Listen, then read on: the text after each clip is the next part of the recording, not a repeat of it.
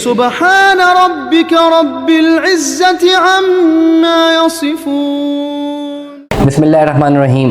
ولا تطرد الذین يدعون ربهم بالغداوۃ والعشی یریدون وجہہ ما علیک من حسابهم من شیء وما من حسابک علیہم من شیء فتطردهم فتکون من الظالمین.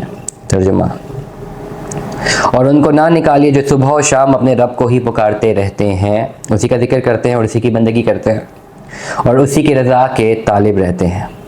ان کے حساب سے آپ کا کوئی تعلق نہیں ہے اور نہ آپ کے حساب سے ان کا کوئی تعلق ہے کہ آپ ان کو نکال دیں، ورنہ آپ ظلم کرنے والوں میں سے ہو جائیں گے.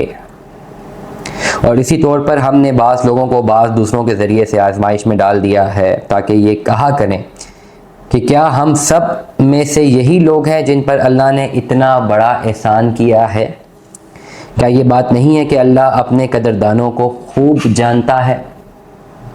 اور جب یہ مومنین جو ہماری آیات پر پورا یقین کرتے ہیں آپ کے پاس آیا کریں تو آپ یہ کہا کریں کہ تم پر سلامتی ہو، تمہارے رب نے اپنی رحمت اپنے اوپر لازم کر لی ہے کہ جو تم میں سے نادانی کے سبب برا کام کر لے پھر وہ توبہ کر لے اور اپنے کو درست کر لے تو اللہ کی شان ہے کہ وہ معاف کر دیتا ہے اور بڑی مہربانی کرتا ہے.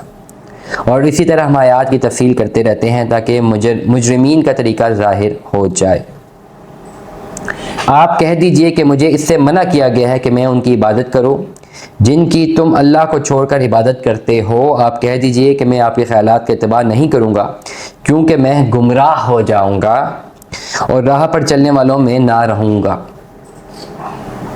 آپ کہہ دیجئے کہ میرے پاس وہ دلیل ہے جو میرے رب کی طرف سے ہے اور تم اس کی تکذیب کرتے ہو، وہ میرے پاس نہیں ہے جس کے لیے تم جلدی کرتے ہو. بجز اللہ کے کسی دوسرے کا حکم نہیں ہے. اللہ سچی بات کہتا ہے اور سب سے اچھا فیصلہ بھی اسی کا ہوتا ہے. آپ کہہ دیجئے کہ اگر میرے پاس وہ چیز ہوتی جس کے لیے تم جلدی کرتے ہو تو میرا تمہارا باہمی قصہ فیصل ہو چکا ہوتا اور اللہ ظالموں کو خوب جانتا ہے.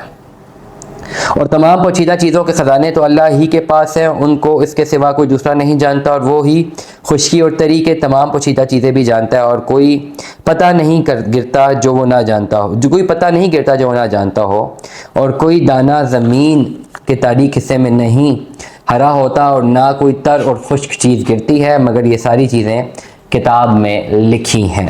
صدق اللہ العظیم. اللہ تعالیٰ ہمیں اس پر عمل کرنے کی توفیق عطا فرمائے.